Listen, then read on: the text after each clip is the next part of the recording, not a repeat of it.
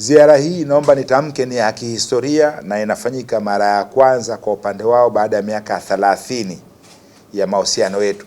Na miaka 30 ya mahusiano yalifanyika mwezi wa Mei, kwa hiyo tumeamua pia kusherekea miaka 30 kwa ziara yake hii, na tunatarajia pia waziri mkuu wao atatembelea nchini kwetu kama vile ambavyo waziri mkuu wetu alitembelea nchini Belarus mwaka jana, aliyekuwa waziri mkuu Mheshimiwa Majaliwa, Kassim Majaliwa. Naomba nielezee kwa faida yenu waandishi wa habari na faida ya wananchi mambo ambayo tumejadiliana, tumekubaliana na yenye faida moja kwa moja kwa serikali, kwa nchi na wananchi wenyewe. La kwanza kabisa, tumekubaliana kuimarisha mahusiano yetu ya kidiplomasia baada ya miaka 30. Tokea tumesainiana mahusiano yetu ni miaka 30 hivi sasa, lakini hatukuwa na mawasiliano ya karibu. Kwa hiyo tumekubaliana kuimarisha yale mawasiliano, lakini pia tumekubaliana kushirikiana katika diplomasia ya uchumi, na hapa nitatamka pia mambo kadhaa ambayo tumekubaliana. Kwa hiyo jambo la mwanzo kabisa, tumekubaliana ya ile miaka 30 ambayo imepita, sasa miaka miwili ijayo inayokuja itakuwa zaidi kuliko ile miaka 30 kwa mambo ambayo tunatarajia kutekeleza pamoja kwa mashirikiano na ndugu yangu Mheshimiwa Waziri Lysenko kutoka Belarus.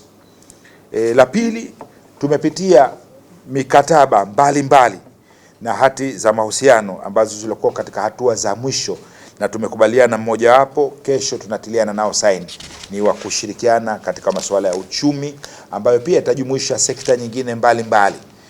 Lakini baada ya mikataba hiyo pia kutakuwa na mikataba kwenye maeneo ya kilimo, kwenye maeneo ya mafunzo, kwenye maeneo ya wanafunzi kwenda kusoma nchini Belarus kwenye field mbalimbali, kwa upande wa wanafunzi kwenda sekta za afya, sekta za kilimo na sekta za uhandisi.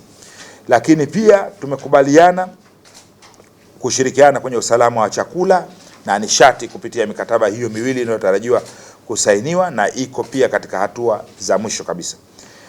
Tumekubaliana kushirikiana katika mageuzi makubwa ya kilimo kutumia mitambo ya kisasa. Kama tunavyojua, nchi ya Belarus iko mbele sana kwenye sekta ya kilimo, iko mbele sana katika sekta ya uzalishaji, iko mbele sana. 80% ya kilimo chao wanapeleka nje ya nchi, mazao mbalimbali ya chakula, na naweza kusema wana feed, yani wanalisha sehemu kubwa ya ulimwengu katika export ya chakula chao. Tumekubaliana kushirikiana katika eneo la nishati na miundombinu, na hapa ni fursa pia kwa Watanzania mbalimbali kwenda kupata masomo na mafunzo mbalimbali ya muda mfupi pamoja na muda mrefu.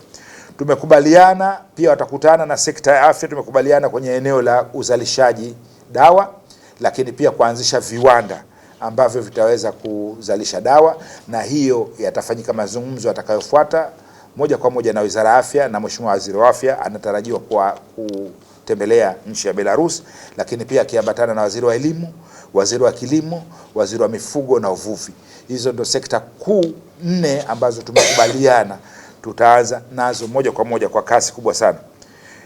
Eneo jingine ni kwenye elimu.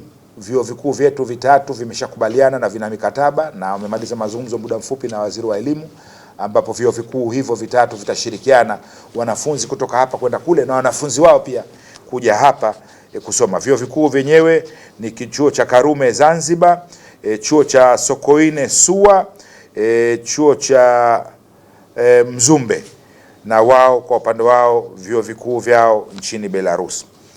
Eneo jingine ni utalii. Mpaka sasa bado utalii wetu haujakuwa kwa sababu kuna nchi za kati ambazo tunapitia, lakini tumeona idadi ya watalii ikiongezeka kutoka nchini Belarus.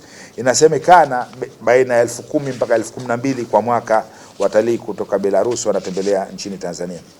Majadiliano yetu yamejikita zaidi kwa faida kubwa za nchi zote mbili, lakini mimi naweza kutamka kwa upana kabisa kwamba Tanzania itafaidika zaidi kutokana na wenzetu kuwa mbele kwenye teknolojia ya kilimo, kuwa mbele katika teknolojia ya uzalishaji, kuwa mbele katika teknolojia ya dawa, kuwa mbele katika teknolojia ya viwanda, na huko kote tumekubaliana kwamba sasa wako tayari kufanya mahusiano ya moja kwa moja na sekta za kibiashara.